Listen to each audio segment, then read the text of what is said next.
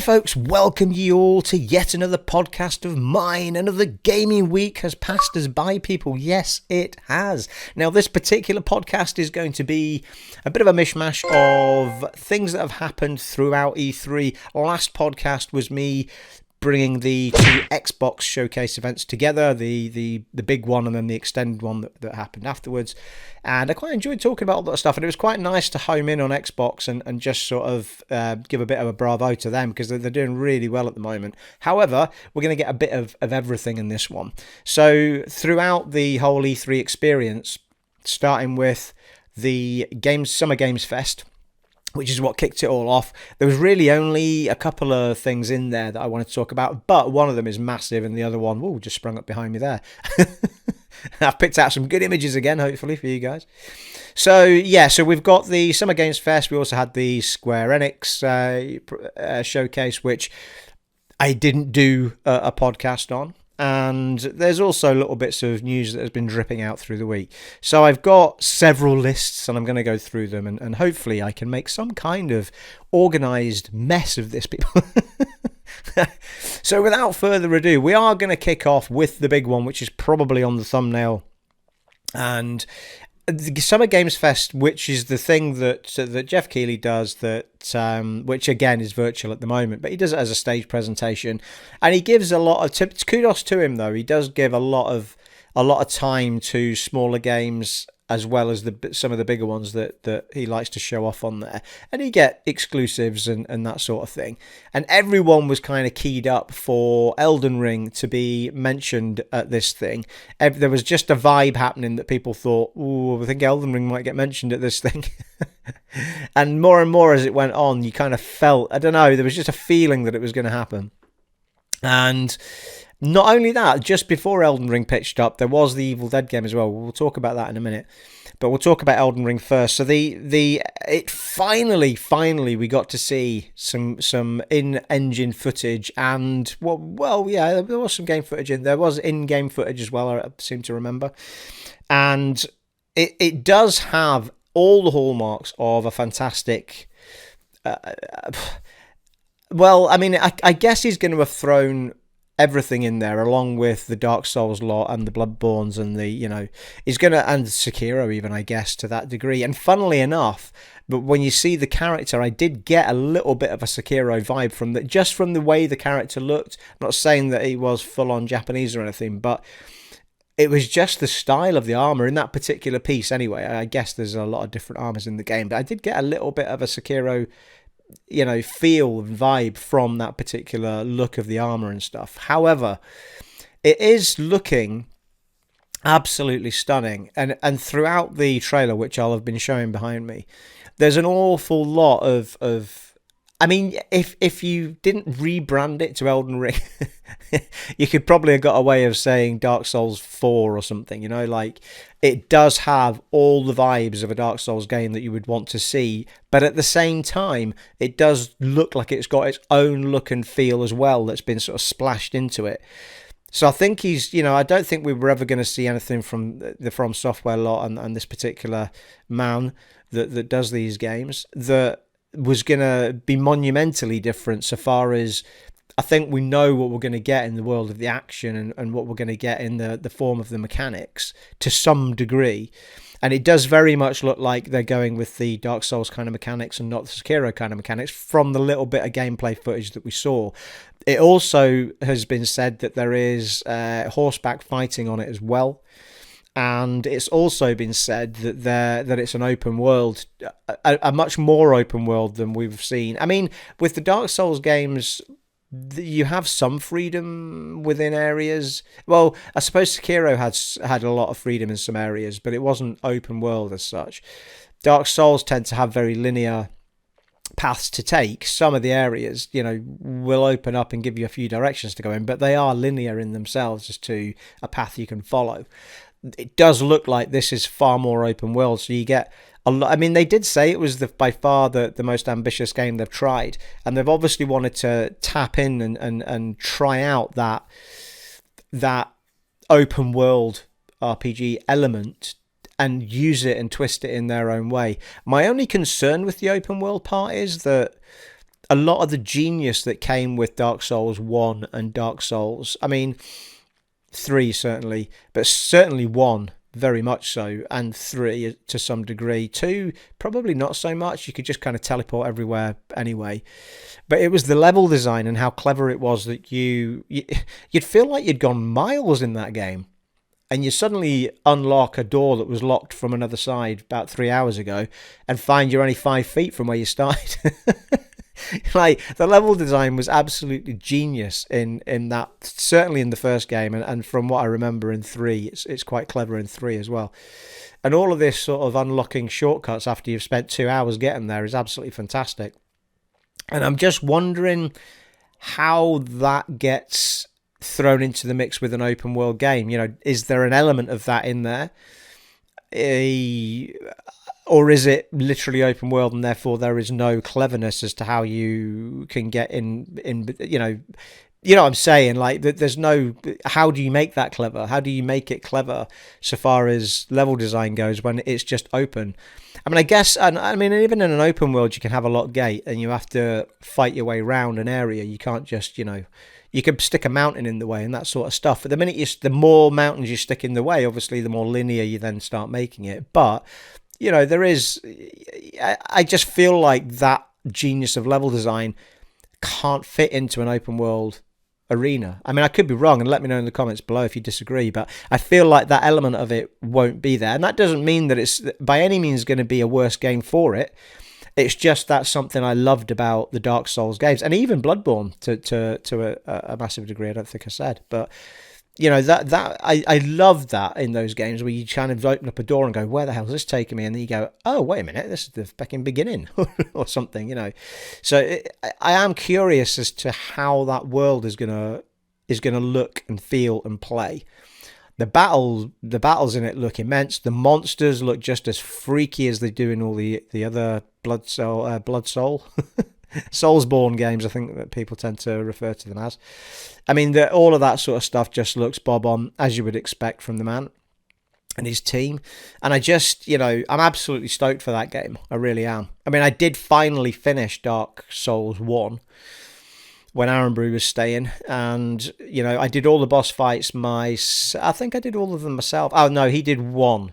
But I'd only had a couple of goes at it. It was the for anyone that's played it, you end up in a really long corridor with this woman coming at you, and she does this weird spinny thing, and I can't remember exactly what it was, but there was something about the lights shooting out and stuff that you had to sort of tuck yourself in and then jump back out to dodge them all, and he just happened to do it on the third attempt. But every other boss, and I think it was because it might have been an optional boss and he hadn't beat them or something, even though he'd beat the game. I can't remember. There was some reason that he decided he was going to do it and not me.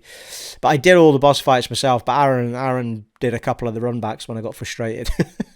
I was like, can't be bothered really, I'll do the runbacks. So he did some of the runbacks for me, not all of them, but some of them.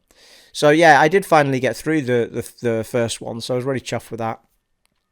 So Sekiro, I couldn't quite get my head around the battle mechanics. I became really good at fighting the bog standard enemies and working my way around the landscapes and stuff, and traversing and all that sort of stuff was great.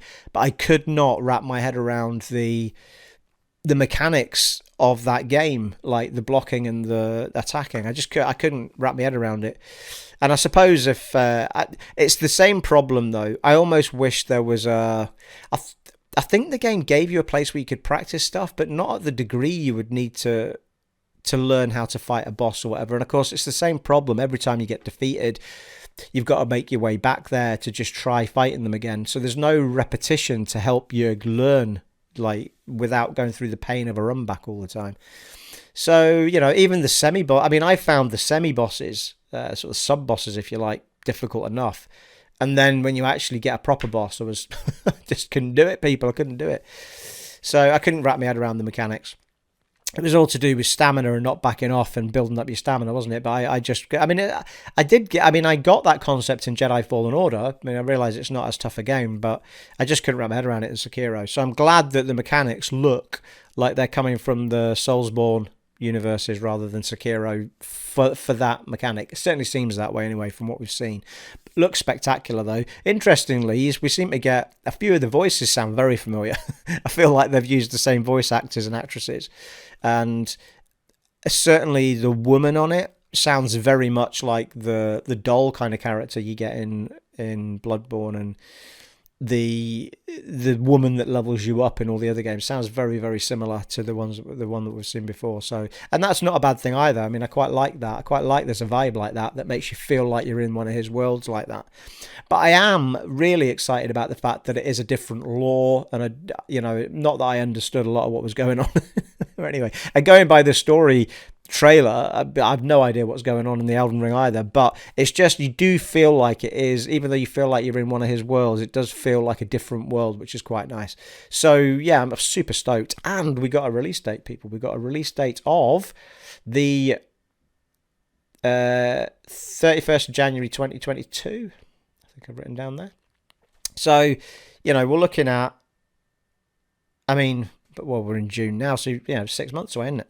So, turn of the year, when everyone's depressed and Christmas and New Year's over, you've got Elden Ring to look forward to at the end of January. So, yes, absolutely brilliant. I mean, it was just one of those uber moments. The only downside for me was that, and it's like not just with Elden Ring, but with everything that's going on with COVID at the minute, it was just a shame. And it's possible that they did hold off, hoping that they could have a crowd when they launched it. But when they revealed it for the first time, it would have been nice to have an audience there going batshit crazy. And that's possibly why they held off as long as they did, to show us something. But I think in the end they went, we can't keep. I mean, it was the most talked about, anticipated thing on the whole interwebs for gaming. So I understand that they finally just did it, but it was great though. There was still a massive buzz about it. However, before that, let me know in the comments below if you're excited about Elden Ring, people, and what you thought of the trailer and everything else. Before Elden Ring was shown, there was a bit of a surprise package came out. Well, it was a surprise to me. I hadn't seen it before. I'm not sure if it was the first reveal or what, but I mean, a lot of it may have told me at the time, and you may well see behind me whatever footage I've put up, but it may well have said, like, first official showing or something. However, I'd not heard there was an Evil Dead game being made. But I have to say, it looked really, really good fun. It looked like it's voiced by the main man himself, whose name I'm now going to forget. And, for the main character, but there was 4 characters, I think, if I remember rightly, that it showed off. So you had a lot of the different characters with different weapons, and he, of course, has his chainsaw and his shotgun. But it looked really good fun. The problem with a game like that is it just, how interested is it going to keep you long term? And it did certainly seem to have a vibe of, again, tell me in the comments below if I'm getting this wrong, but it seemed to have a vibe of co-op on it. So you could go and take on the Evil Dead with your mates and stuff, and you pick a different character each and go for it. But it was absolutely soaked in the universe that is the Evil Dead, and it looked absolutely fantastic. The bits that we saw, I think, and you're probably going to see me get this wrong again behind me, but they did show the cabin in the woods and that hole where the first one was predominantly placed, and the second one actually was it only Army of Darkness that went off into another land. Could have been, but anyway, it always came back to that shed cabin in the woods. People, I think we're looking for, and what was that book called? The Norman Chronicron or something. The Norman Chronicron, Steve. I don't think that's right. Something Chron though, wasn't it? And yeah, so it just looked fantastic, and it was a real surprise thing that just popped up, and I was like, bloody hell, that looks really good fun. So it'll be interesting to see if it's something that, for me, that would be something that would be really, really successful on Games Pass and get people, if it's a live service where you're playing with your mates and stuff. But it's certainly, I can't remember now, it's been a little while since I've seen the trailer. I did brush up on a few of the trailers before I recorded this, but it was mainly not that one, funnily enough, and I did mean to. It was really the Guardians of the Galaxy, which we talk about, and the Avatar and Elden Ring. Those were the ones that I kind of watched again just to refresh my memory. But I do have really strong memories of watching that, thinking, wow, that actually, because when it came up at the beginning, I thought, oh god, what have they made here? But it does look really good fun, I have to say. So I was super surprised to see that, and actually quite excited by it, because I don't know.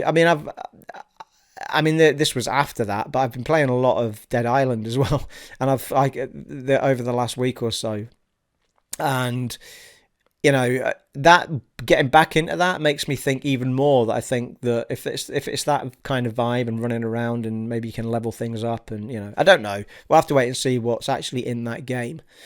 But it was good to see that all the certainly the main character was voiced by the main man himself, and Bruce Campbell. There it is, Bruce Campbell. Yeah. So yeah, I knew it would pop back to me at some point. But yeah, anyway, it was a real surprise package, and let me know in the comments below if that was something that piqued your interest while you were watching that as well. If indeed you did see it, if you hadn't seen it at all, then you obviously have seen it behind me. You can go and watch the proper trailer with the volume and everything up and see what you think. I'm pretty sure I will have found the footage to show you behind me, but of course we see it with the sound down people on my channel, Well, A, for copyright, and B, otherwise you won't hear me speak, and we all love hearing me speak, people. I love it. Otherwise I wouldn't be doing this, would I? You know what I mean?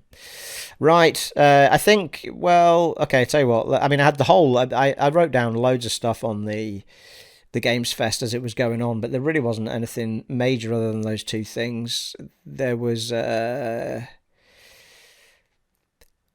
Well, actually, that's not overly true. There was a new Tiny Tina's Wonderlands game, which is being made by Gearbox and 2K, who made the Borderlands games. And yeah, so it's from the Borderlands creators, and it's a Dragons and Knights type thing. Funnily enough, I've completely forgotten about this before I recorded this, and I'm not remembering a huge amount, other than when I first saw it, I was like, this has... You don't feel like you're in Borderlands, but you feel like you're in one of the worlds of the creators of Borderlands. But it's going down the whole Dragons and Knights type worlds rather than what Borderlands is, which is kind of wastelands, deserts, guns, and bullets and blah and explosions. But I have to say that it does look really, really interesting. I can't wait to see more about that game as time goes on. Anything to do with Dragons and Knights, and and you bear in mind that Borderlands, although people won't I guess they do. It is classified as an RPG, but I think a lot of people's brains, people don't associate Borderlands as an RPG. They kind of associate it as a shooter, but it is an RPG. It's a loot and shoot. That's what it is. And you're leveling up all the time. You pick it up. I don't think I ever had a gun in that game that lasted me more than 5 minutes before you pick something else up. The amount of loot in it was ridiculous. So I'm very excited to see what's coming to that. And it said early 2022, so we'll see what happens with that. And there was also Kojima. They did an interview with Kojima. Well, I guess it was pre-recorded. Was it pre-recorded? I can't remember now. Can't remember. Jeff Keighley might have actually been asking him questions. No, he was. Jeff Keighley was asking him questions. He was. And he was sort of answering them and stuff. And then he sort of talked about, he said, can you tell us what you're working on next? There's loads of rumours still, by the way, that he is working on some sort of Silent Hill game. Even though he's not at Konami anymore. There's some still massive rumours hitting Twitter constantly about the fact that it's ongoing at the minute. People are like, is this Silent Hills? Is this what's happening? But anyway, he wouldn't say what he was working on next. However, there was a whole Death Stranding director's cut, a sort of trailer thing that had gone on. Because he kind of, at the end of it, he said, oh, one more thing, And then it cut to this Death Stranding. Well, it says director's cut. I assume, well, I don't know. It didn't seem to specify at the time. Maybe we can look it up, people. But it didn't seem to specify at the time whether it was something you can DLC or whether it's something you have to buy the whole director's cut for or what. But the way that it was filmed was really, really interesting because it was so heavily Metal Gear orientated. It was just ridiculous. You had these guards walking, as they did in the Metal Gear universe in a certain pattern. You've got to sneak round them and and then you've got the main character stood. I haven't played Death Stranding, by the way, but you've got the main character stood up, the guy from the Walking Dead up, on a sort of level above, and he picks up that he gets this big box and empties it. And I think it's oranges or something that's in it, empties the box out and sort of starts looking at it, and then flips it over and gets inside it. This is all stuff that it was always the famous like hide in the box in Metal Gear Solid. So you would put the cardboard box over your head and sort of crouch down and sit still while they passed you, and then walk with the box on you and then stop again. And that was heavily hinted in this trailer. So what he's done inside that Death Stranding director's cut / maybe DLC, if you can do it just as DLC, will be interesting to see. It's possible he's put levels in there, sort of Metal Gear orientated levels where you have to work your way around guards and areas like that. But it was very cool anyway. I mean, the massive sort of tip hat that he'd made to Metal Gear Solid was just lovely to see, because I don't think he's really mentioned nor shown anything about Metal Gear Solid since he left Konami, because of course Konami owned the rights to Metal Gear Solid, one assumes. So it was really nice to see him tip the hat like that, in a way where he's clearly done something in his gaming universe of Death Stranding to have a nice salute to Metal Gear Solid, which was really nice to see. And then after that, it was just a whole bunch of lots of little things really that I don't think we're going to go into. I'm looking down I was going to read through the list, but I'm not sure that there's much point, to be fair. So I'd like to pluck out the key parts. There was other things in the other list I wanted to talk about a bit more. So if you can always go and watch the Summer Games Fest. It's not going anywhere. It's still on the internet. It's on YouTube, people. So we then had the Square Enix showcase. You'll notice that I've not given you a flagons up today, because it's actually Saturday and I'm recording this early because, well, it's currently just coming up for 4:00, and the Wales versus why am I forgetting who they're playing? Denmark. Wales versus Denmark. Last 16 game is on at 5:00, so I wanted to record this and try and get it put together before that started, and it was a bit early to be having a flagon of ale, people.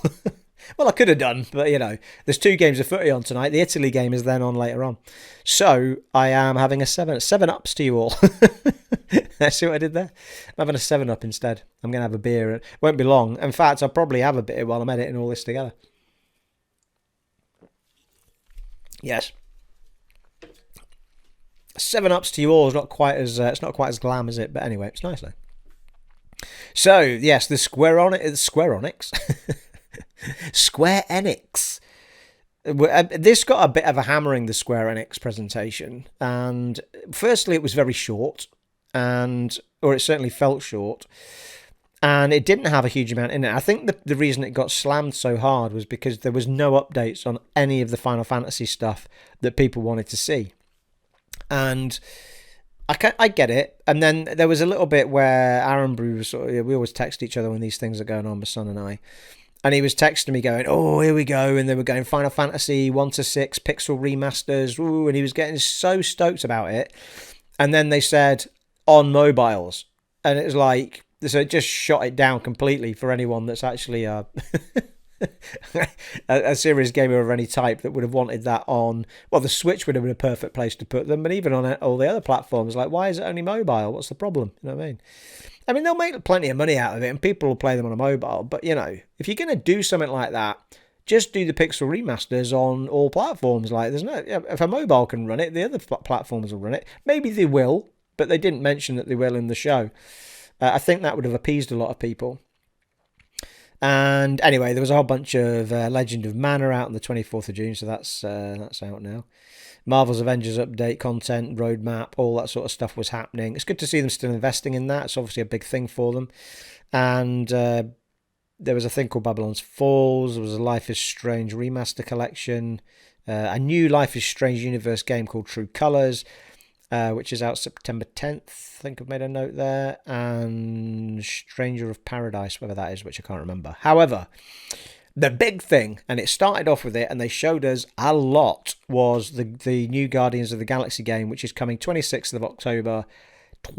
Oh, that's not. Is that right? I've got 22 there. I feel like it should be 21. Let's do it. Should we live look it up, people? Guardians of the Galaxy release date. I'm sure it should be 21. Of the Galaxy game release date. Yes, it's 2021. I thought it was, people. Hence, they're showing it as heavily as they were. So, yeah, so 26th of October 2021. That is not far away. And they went really in depth. Like, I mean, to the point of, like, we got there was a cutscene trailer, which is probably the one I'll have shown you. I'll try and smelt a little bit of both of those trailers in. But on the actual night of Gamescast, we got... I'm trying to remember if they showed both, but they certainly the big one they showed that went on for ages. Sorry, not Gamesfest. We're on to the Square Enix. But they initially showed off like full through gameplay of sitting with the group of the Guardians, all the characters chatting. You get it looks like, I mean, they are very heavily going for a story here. They have also made the character... For me, I know there was a little bit of a hard time they were given from certain fans of the Guardians of the Galaxy. Now, the problem with Guardians of the Galaxy is, because they're now major films with big people in it that people love and adore in those films, it's very hard for a game, and it was the same with the Avengers one, I'm sure, but it's very hard for them to come up with a new look for the characters that isn't going to upset somebody. And I kind of get that, you know. It's always going to look a bit odd when it isn't Robert Downey Jr. as Stark, you know, and Hemsworth as Thor, and you know, it's going to be odd. And it's the same with Guardians of the Galaxy, you know. It's weird not seeing Chris Pratt and as the main character, but for me, they made the main character look great. I mean, I don't know what they look like in the comics, to be fair. I don't think I've ever seen the comics, but so from what I'm hearing, they have stayed very faithful to how the characters should look from the, you know, if you look at those characters, you can see what they've done in the films against what they've done in the game, because they've taken that from the comic, you know, the comics, graphic novels, whatever you want to call them. So for me, it looked great. You know, the little raccoon dude looked fantastic. The girl playing Gamora looked fantastic. You know, I mean, for me, they all look great. Groot looked like Groot. You know, they hadn't really changed much there. And, you know, the similarities were very strong. Like, I felt like I was looking at the Guardians of the Galaxy, even though I've seen the movies. So I was impressed with how the characters looked, and I was fine with it. And, you know, so they showed off a conversation. So basically, the way that it works seems to be that you have a decision system in there. Now, I can't imagine it's going to be anything as heavy as, like, you know, the BioWare systems for Dragon Age or Mass Effect or anything like that. But it's nice that it's there. So when you're in a conversation, you'll get, in the conversation that we saw, it was like, who do you want to be, you know, who do you want to do this particular thing? And then you have to decide from the group's argument as to whose idea you're going to go with. And then you make that choice, and that's how the game plays. So the decisions you're making have a direct impact on what path the game is taking, to a point. And it was a very simple one that we saw, and you did get a chance further on to change your mind and swap over the person that you'd picked. So it's going to be interesting to see just how in depth that goes, or whether it is just a case of it would just be cool to see that character do that bit, you know, or whether it has a global effect on how the game pans out. We don't know. It did look like it was very simple choices from what we saw, but it's nice that they're there. It'd be nice if there's a heavier impact of those decisions and choices further down the road, you know, but we'll find out, I guess. We'll see. So, but I have to say, like, so from that perspective, and from the perspective that we seem to have a good, strong story that's going with it as well, the humour is absolutely there that you expect from what you've seen in the films. The music is there. I mean, the shorter trailer has got Bonnie Tyler Hero, you know, looking up for a hero till the end, flying through space. I mean, all of the sort of groovy music that you want from specific time periods from the 70s, 80s is there. So, you know, certainly from what we saw, and, you know, that the whole vibe of the game looks bob on, looks absolutely fantastic. So then comes the the battle system, I suppose. Is that going to be fun? Who can I play as? Can I play as any character? All that sort of stuff. So the answer to that question is no, you can't play as any character. You play as Star-Lord. So you play as what would be the Chris Pratt character, effectively. However, so what they've done is, rather than letting you pick any character to play as, you play as him, but you can command the team to do stuff in battle. Now, for me, I actually think I prefer that, because I think trying to play as any of those characters is going to make it extremely difficult to try and focus any kind of story, route or path, especially when if you've got a decision system, and then, not that it's impossible, but I think if you want to follow the path of a story, I think you need to be that person. And you can make it, let's say, well, it's similar to Shepard, isn't it? You can have a team of people out there with Shepard. You can command them to do stuff, but you play as Shepard in Mass Effect. Same thing. So I kind of like that they've gone with that idea, and I like that from the little bit that we saw where they can, he can just, do that, Groot, or do that, Gamora, or, and the whole team is involved in the fight, and you're just commanding what they do, and if you're not commanding them, they'll do a preset stuff, I guess. I'm not sure if we saw any having to pick up, any of your team if they go down, or any of that sort of stuff. I'm not sure. It'd be interesting to see a bit more of that. But for me, the gameplay looked fantastic. You got the sort of face mask thing that he wears as Star-Lord. You got the hover boots, so he can scoot and move really quickly and dodge and fly, and it looked really, really, really cool. I was really, really impressed with what they showed off, I have to say. And when it first came up saying Guardians of the Galaxy game, I'm like, oh, gold. But we seem, only because anything to do with movies and games for a long time now has just been a bit shit, most of it. Because there's so much money has to go into paying for the rights to have, to make the game. Well, within reason, Jedi Fallen Order, but it's not based on an actual, Well, to be fair, Guardians of the Galaxy is not being based on the films. It's being based on the comics. And I think that's how they're getting away with it. That's how Batman was so good. Like the Batman games are so good because they didn't have to pay movie rights. They were paying to use the comic books. So, it's a different level of licensing, I guess. So, yeah, so I kind of take that statement back a little bit. So far as in this case, it's not a problem. But my brain first went to, oh God, they've made it off the films, but they hadn't. They've made it off the comics. And I think that's a saving grace. And it's the same with the Avengers game, clearly, because they've not gone with how things look in the film. They've gone with how things come off in the comic books. So, I don't know. I was really, really stoked. I was really excited for the Guardians of the Galaxy after I'd seen that trailer. And it's not even something that was on my radar. I didn't even know it was being made, as far as I remember. So, yeah, really, really excited for that, I have to say, people. Let me know in the comments below if it's something you too are excited for, or whether you were disappointed with it, or whether you knew it was coming and were happy with what you saw, or whether you knew it was coming and were disappointed. But for me, I was like, yeah, absolutely, I will absolutely buy and play that game. It looks fantastic. I mean, I was laughing all the way through the trailer because of the stuff that was going on. I was loving the music vibe. I was loving the action vibe. Everything just slotted in for me. I really liked it. Really liked it. And the 26th of October this year, come on now. I mean, that's just around the corner. It's fantastic. What else have we got, people? That's Square done. So what other little vlog news did I have for you? Yeah, well, things I've picked up. There was the whole hacking of EA got hacked at one point, didn't they? But it doesn't seem to have had a major effect on anybody. Jedi Fallen Order got a PS5 and Series X update, proper update. Now, here's a weird thing, right? I'm not sure whether I prefer the way Xbox is doing these sort of things or whether I prefer the way that PlayStation's doing them. My heart kind of tells me that I prefer the PlayStation way of doing it, because my brain can't seem to compute that a game has become like, okay, so in this case, you've got Jedi Fallen Order on the Series X, you've got Jedi Fallen Order on the PlayStation 5, right? So what PlayStation have done is they've said, right, anyone that's got it can now have the PlayStation 5 version. Free upgrade, boom. If you do that, you then get a brand new trophy list, because I just platted that game. I just got a plat trophy for it.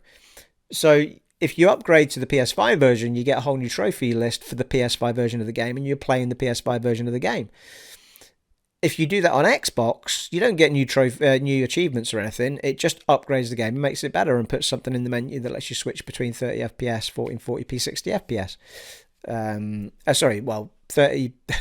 FPS at 4K and 60 FPS at 1440p. That's basically the same on both. And yeah, and this happened with another game that I'm now going to forget. It was Final Fantasy Integrated, which is now out. So Final Fantasy, although sorry, that's not on the Xbox obviously, but it was the same on the PlayStation 5. If you upgrade to the PlayStation 5 version, you get a new whole trophy set. If you don't, then you just play the PS4 version and you can finish that before you move on. So what that gives you is, if you love the game, you've got a brilliant excuse to go and get all the trophies again, which I may well do in Jedi Fallen Order at some point, not now. You know, it was like going down into the arsehole of of some of these areas, right down in the pits, to try and pick up something you'd missed. Isn't something I want to do again right now. But I was really proud of the plat when I got it. So, yeah, it's just interesting to me that they're working in two very different ways. I'm still trying to decide which way I prefer. Let me know in the comments below which you prefer. I mean, would you like the game just to be silently upgraded and that's your trophy set and that's it? Or would you like to have a definitive different copy? You know, I'm still not overly comfortable with the way that Xbox are shipping. This happened to me on day one of Assassin's Creed, Valhalla, I got a game, the box looks the same, but it doesn't say Xbox One on it, it just says Xbox. And that game that I bought would play on an Xbox One, or it would play on an Xbox Series X. I mean, it will play on both. My problem with that was, I didn't believe that the Series X game was on that disc. What I believe they did was they shipped the Xbox One copy on the disc, but then when I put it into an X, it downloaded what it needed to make it an Xbox Series X game, and I don't like that, because the reason I buy physical games is because I want the game on the disc. I don't want to have to rely on DLC, on downloading content to play the game at its proper, you know. I mean, I realise that it's all getting updated, and it really doesn't make much of a difference. It's not like the internet's going to disappear unless there's a nuclear war, people. But it's nice to know that I have that. That's why it's a big reason that I buy things on disc. So I'm still not overly comfortable with that. Tell me in the comments below if you know that that's not true and that both versions are on the disc, but I get the distinct impression, because it was like a 50 gigabyte update. That's not unheard of for an Ubisoft game though. But that seems to be the way that Xbox are doing it. You get the one disc and it will play on both if it works on both. There is not an Xbox Series SX version and an Xbox One version. They're just one thing that says Xbox on it. So it's a bit muddy water to me, whereas with PlayStation, you get a PlayStation 5 box with a PlayStation 5 disc in it and a PlayStation 4 box with a PlayStation 4 disc in it, and that's how they do theirs, which I prefer, and I prefer them to be separate things. And I like the rebranding as well. You know, all that's happened on the Xbox One is they've moved the One away, and you don't really know, it just says Xbox on it. I mean, it does say on the paper part of the box, I guess, that it says Series X and stuff on it, but I'm still not 100% convinced that the X and S stuff's on the disc. But I could be totally wrong. Someone tell me if I am in the comments. Tell me if I am.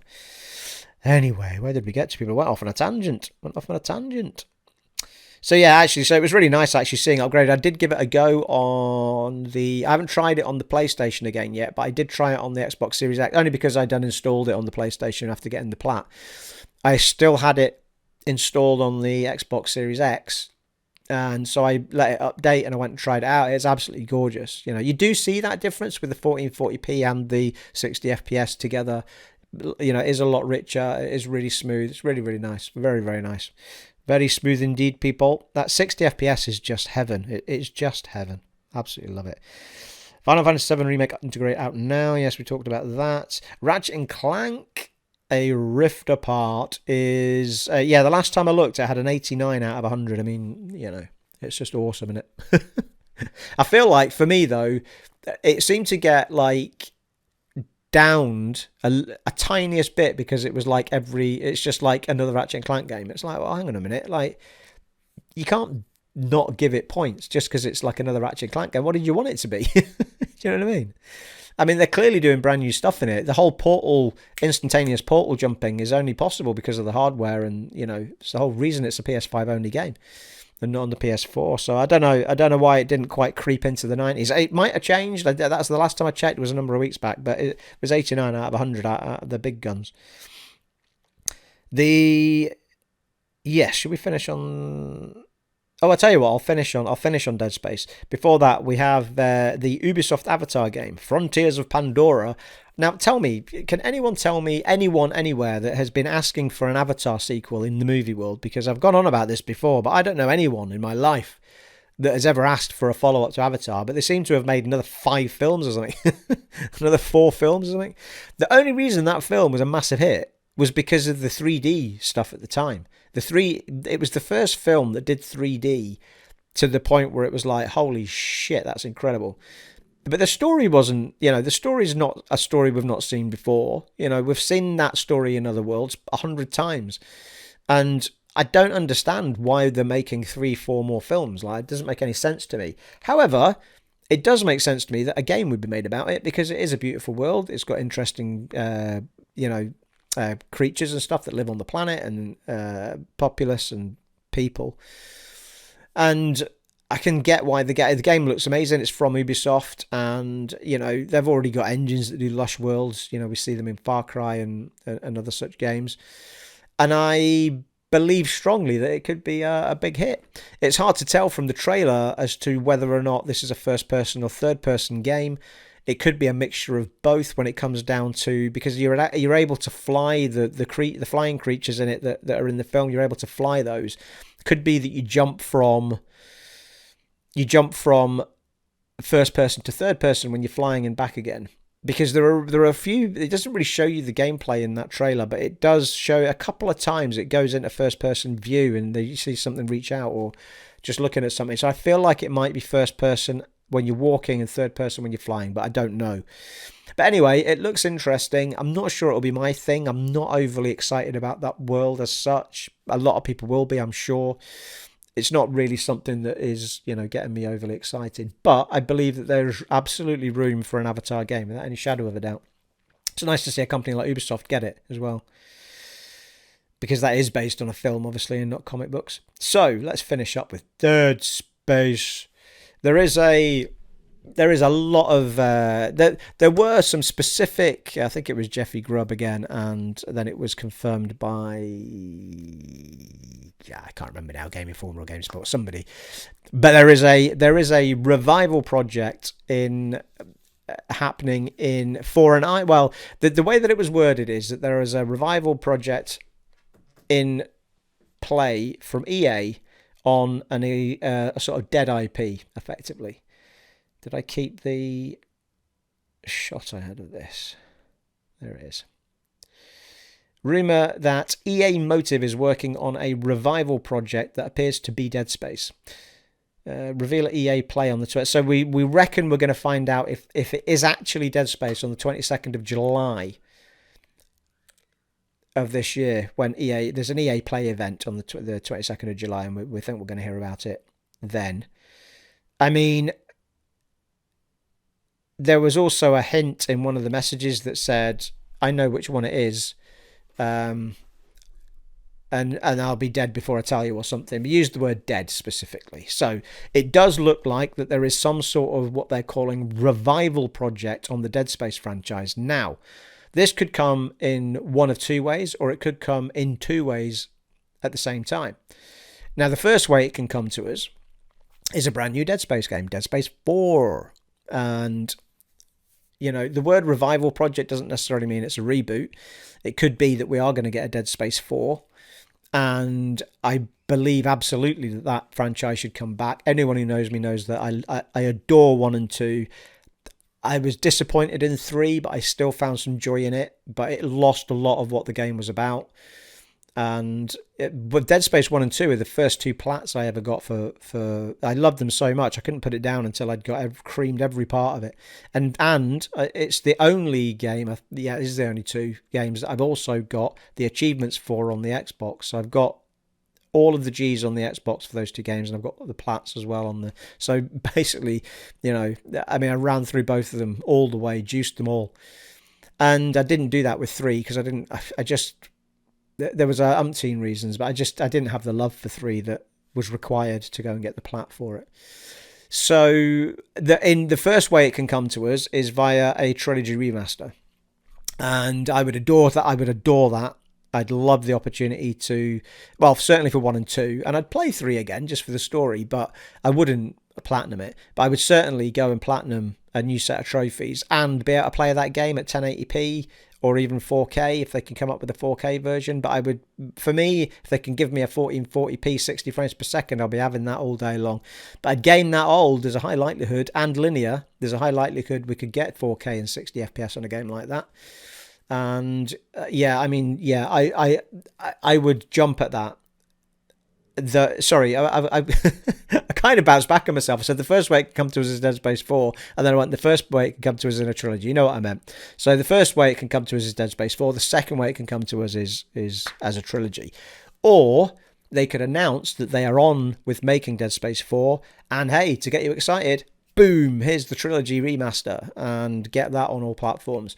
And that would, because there is a lot of gamers now that won't have, gamers that have grown into adulthood that will not have played those games, and they're absolutely fantastic. So, especially Dead Space 1, I mean, that's a very aged game now. Both those games were 360 and PS3, and they were not late in the cycle, they were quite early. Well, in fact, all 3 games were, weren't they? All 3 games were on those platforms. So, yeah, so Dead Space, there would have been 1 at the beginning, 1 in the middle, and 1 sort of toward the tail end of those. So for me, I mean, I would take that all day long. I'm really excited. Like, I hope that this turns out to be true. But we know that, for me, I feel like Jedi Fallen Order has led the way to this revival. Obviously, EA Motive are now making it. But, Visceral were the company that brought us to it originally, and that company got shut down because it was mismanaged effectively by EA. I think they interfered too much with Dead Space 3. It didn't get the acclaim that it needed from the other two. The high success that the other two had was shot down because too many suits in EA got their noses involved in something that really shouldn't have been there, trying to mess around with co-op gameplay. Nobody wanted co-op gameplay in a game like that. I mean, even Resident Evil itself suffered from trying to do that.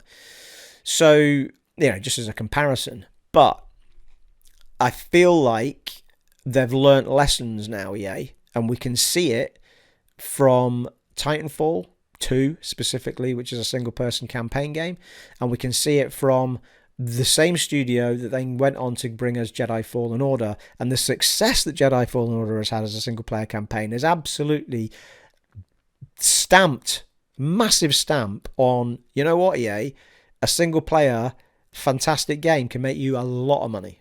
Yeah, can it make you a lot of money, as much money as an online game that is for never ending? No, of course not, but there is room in your world for both types of game. If you let the studios make the game that they want to make and don't interfere and don't try and push, in-game purchases, or that was another thing that pitched up in 3, in-game purchases or co-op in there when they're trying to build something that is a very specific linear one-person story, there is absolutely room for it, and it can be a massive success if you back that studio and let them do what they do best.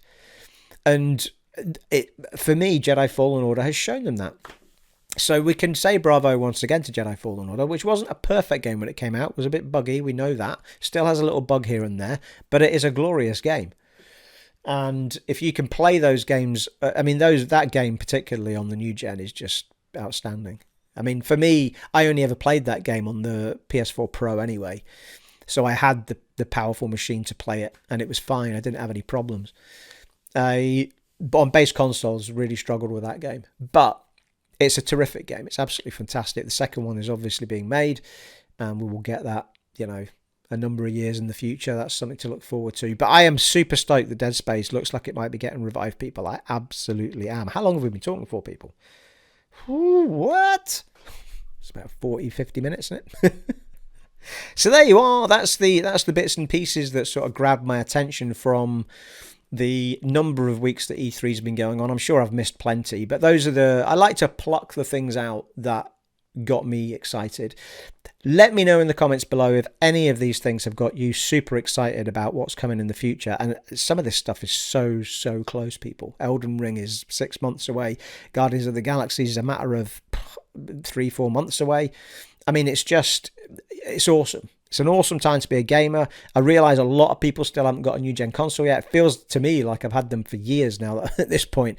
But, you know, I've only had them since day one of launch. I realise a lot of people are still struggling to get their hands on a Series X or a PlayStation 5. I think Series S is the one that you can most likely get your hands on.